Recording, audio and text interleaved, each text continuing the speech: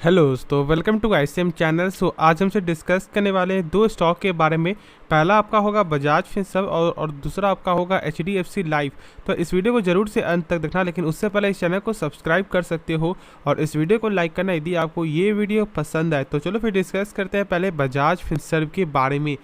अब देखो, कल के दिन जब मैंने आपका डाला था वीडियो, उसके बाद लगभग 8 से लगभग 8:30 बजे के बीच एक आपका न्यूज़ आते हुए दिखाई देता है।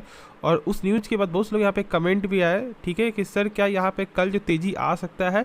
तो यहाँ पे मुझे तो आपको कुछ ऐसा कुछ लगा नहीं था, लेकिन इसलिए मैंने कहा था कि एक आपका अच्छा न्यूज़ है, ठीक है। और क्यों है वो तो आप जानते ही हो, लेकिन उसके बारे में हम यहाँ पे जो डिस्कस करेंगे। अब यदि आज का आप चार्ट देखोगे ना, तो स्टार्टिंग आपका हुआ 1380 के ऊपर से, यानी कि आपका ओपन जो हुआ था वो देख सकते हो कि आप 1340 में आपका क्लोज हुआ था और उसके बेसिक लगभग 1380 पे यहाँ पे आपका ओपन होते हुए दिखाई दिया। लेकिन उसके बाद यहाँ पे आपका लगातार ही जो गिरावट आते हुए दिखाई दिया और लगभग आपका जो प्रीवियस क्लोज से नीचे ही बंद होते हुए दिखाई दे रहा है। तो क्या यहाँ पे कुछ संकेत तो नहीं? देखो, ऐसा बिल्कुल भी कुछ भी नहीं है, ठीक है। ये बस मार्केट के प्रेशर की वजह से ऐसा देखने को मिला है। अब एक चीज़ बता दूं कि ये जो न्यूज़ है, यानी आप जान रहे हो कि वो क्या न्यूज़ है। आपका देख सकते हो कि यहाँ पे आपका बजाज फिनसर्व गेट्स सेबी, ठीक है, यहाँ पे licence to launch the mutual fund business. यानी कि आप सोच सकते हैं कि अब जो बजाज फिनसर्व जो है ना, अब उनका बिजनेस जो है अब आपका म्यूचुअल फंड, यानी कि जो आप जानते हो कि आपका हाइब्रिड आपका हो गया, इंडेक्स हो गया, वो अब सारा यहाँ पे अब बजाज फिनसर्व काम कर सकता है।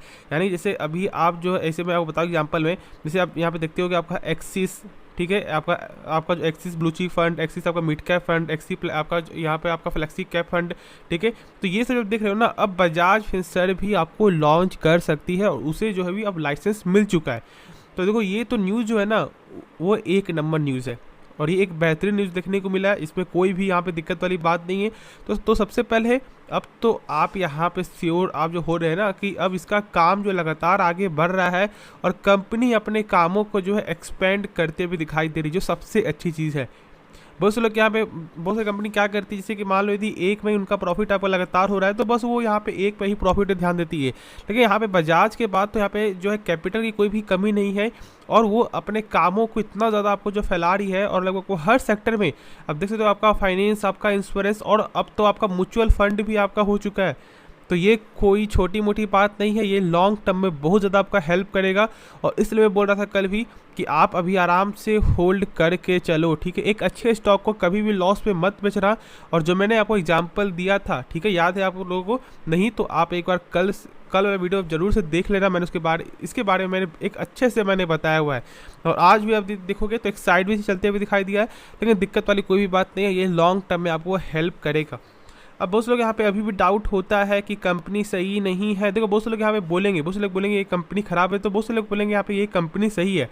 लेकिन देखो, फैसला यहाँ पे आपको लेना है, ठीक है। कंपनी खराब रहेगी तो भी पैसा बनेगा, यदि कंपनी सही रहेगी तो भी पैसा बनेगा। बस लोगों का एक माइंडसेट होना चाहिए, पैसा बनेगा, वो पैसा हर समय बनेगा।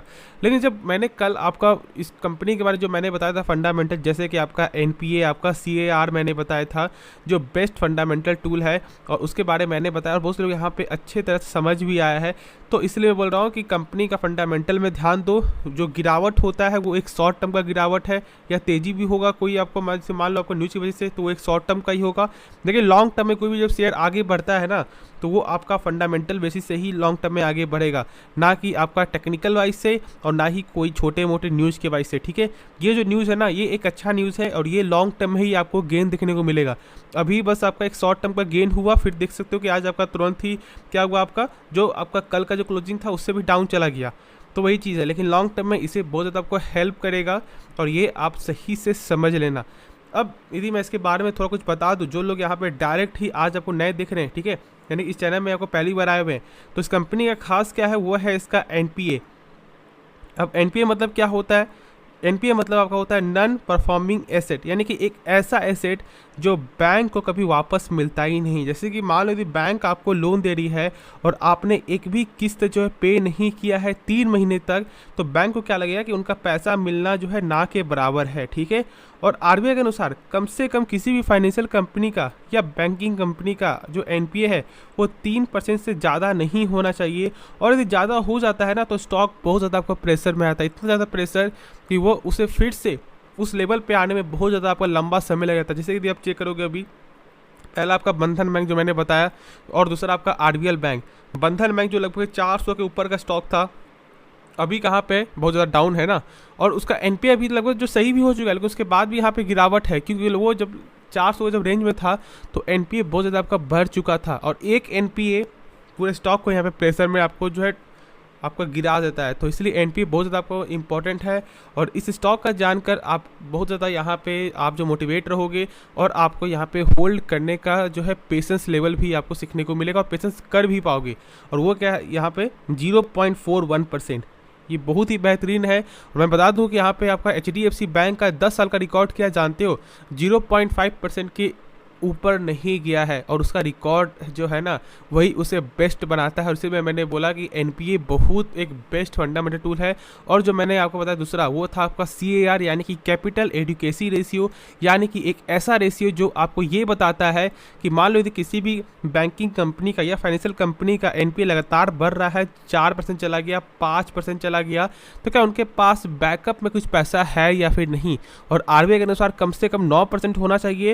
लेकिन ये कर आप फिर से यहाँ पे आप खुश हो जाओगे कि जो बजाज फिनसर्व का जो सीआर है वो 25% आपको देखने को मिला है इस क्वार्टर। तो आप सोच सकते हो कि इनके पास जो है कैपिटल की कोई भी कमी नहीं है, और इसमें मैं यही बोलूँगा कि आप आराम से होल्ड करके चलो। लगातार सेल्स में ग्रोथ है, प्रॉफिट ग्रोथ है, आपका ईपीएस भी ग्रोथ है, और टोटल आपका जो एसेट भी लगातार बढ़ते हुए दिखाई दे रहा है, और कंपनी अपने कामों को लगातार आपको फैला रही है, जो सबसे अच्छी चीज़ है। ठीक है, तो आप अभी आराम से होल्ड करके चलो। बाकी जो भी डाउट है आप कमेंट में पूछ सकते हो। और साथ साथ यहाँ ब्रोकर ने टारगेट भी दिया था, जैसे कि आपका शेयर खान ने 1650 का, और आईसीआईसीआई डायरेक्ट ने जो टारगेट दिया था वो था आपका 1625 का। तो ये सब भी टारगेट मिलते हुए दिखाई दे रहा है, लेकिन खुद से एक बार इसके बारे में सोच समझ कर ही आपको डिसीजन लेना है, क्योंकि देखो पैसा आपका है, रिस्क भी आप ही का होगा, प्रॉफिट भी आप ही का होगा। तो जो किसी भी स्टॉक को बाई करने से पहले टाइम दो, कम से कम एक दिन, ठीक है, और उसके बारे में पूरा यहाँ पे जानो, उसके बाद ही बाई करो। तो चलो फिर नेक्स्ट स्टॉक के बारे में डिस्कस करते हैं। तो स्टॉक का नाम है आपका एचडीएफसी लाइफ इंश्योरेंस। अब देखो ये स्टॉक लगातार ही अभी प्रेशर में है, और मैंने बताया कि 500 के रेंज से थोड़ा नीचे आ गया, और उसकी वजह से ये प्रेशर देखने को मिल रहा है। लेकिन देखो कंपनी शानदार है, ठीक है, ये लॉन्ग टर्म में यदि जो लोग यहाँ पे लॉन्ग टर्म वजह से यहाँ पे होल्ड किए हुए ना, उन्हें आराम से यहाँ पे होल्ड करके चलना चाहिए। अब ऐसा क्यों, मैंने बहुत सारे वीडियो मैंने बताया हुआ है कि इंश्योरेंस मार्केट एक ऐसा मार्केट है जो लॉन्ग टर्म में ग्रो कर सकता है। क्यों, क्योंकि देखो बाहर के देशों में जो है, यानी कि आपको अमेरिका में चेक करोगे, आपका जो इंश्योरेंस मार्केट है बहुत ज़्यादा आपको आगे देखने को मिलता है, क्योंकि भारत में उस कदर का देखने को नहीं मिल रहा है। और जहाँ तक ऐसा मेरा मानना है कि जो अभी लोग आपको हेल्थ इंश्योरेंस या आप लाइफ इंश्योरेंस बाई नहीं कर रहे लोग, ठीक है, देखिए आने से ऐसा हो सकता है कि लोग खुद एजेंट को बुलवा कर घर पे समझ कर वो यहाँ पे आपका हेल्थ इंश्योरेंस बाई करेंगे। और मैंने देखा भी है, ठीक है, मैंने आसपास के घरों में मैंने ऐसा देखा भी है कि ऐसा हो भी रहा है, और इसलिए मैं ऐसा बता भी रहा हूँ। तो मेरे हिसाब से हेल्थ इंश्योरेंस का जो मार्केट है वो बहुत ज़्यादा आपको आगे जा सकता है, और इसलिए मैं बोलूँगा कि जितने भी आपके पास इंश्योरेंस सेक्टर का स्टॉक है, जितना गिरावट हो रहा है, यदि आपको ऐसा लगता है कि ऐसा हो सकता है for the long term vision, और अभी फिलहाल जो करेंट भी इसका कोई ख़राब है नहीं, एक अच्छी कंपनी है, इसका भी आपका जो यहाँ पे टोटल आपका जो भी सेल्स है वो भी बढ़ते हुए दिखाई दे, थोड़ा अप्स एंड डाउन देखने को मिलता है इस मार्केट में, लेकिन यहाँ पे ग्रोथ तो है, और ये बात आप खुद भी यहाँ पे समझ रहे हो। तो मैं यही बोलूँगा कि यदि आपका लॉन्ग टर्म का विजन है, तो प्रेशर यदि आपको ऐसा लग रहा है कि स्टॉक को क्या सेल कर दे, तो फिर अभी सेल नहीं करना चाहिए, ठीक है। अभी आप यहाँ पे एसआईपी के द्वारा आप यहाँ पे स्टॉक को बाई करो, जितना भी आपको गिरावट है, क्योंकि देखो ये सब गिरावट आपको हमेशा देखने को नहीं मिलेगा। तो मैं आपको यही बोलूँगा, बाकी खुद आगे आपकी मर्जी है, खुद से एक बार इसके बारे में जानना। मार्केट कैप देखोगे इस कंपनी का तो लगभग आपका 1 लाख करोड़ के ऊपर का मार्केट कैप भी देखने को मिलता है। तो कोई छोटी मोटी यहाँ पे मार्केट कैप है भी नहीं, एक शानदार मार्केट कैप भी है।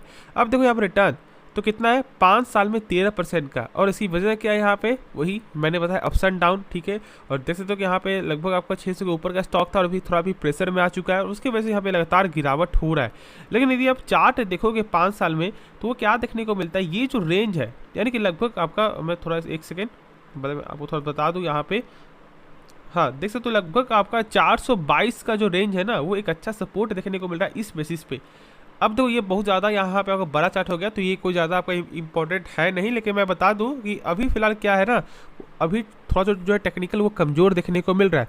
लेकिन लॉन्ग टर्म से आप यहाँ पे एसआईपी के द्वारा बाई कर सकते हो, लेकिन शॉर्ट टर्म के लिए मैं भी थोड़ा वेट करके सलाह दूंगा। यदि फिर से 500 का जब लेवल क्रॉस करता है तो उसके बारे में सोचना, लेकिन अभी आप वेट कर सकते हो।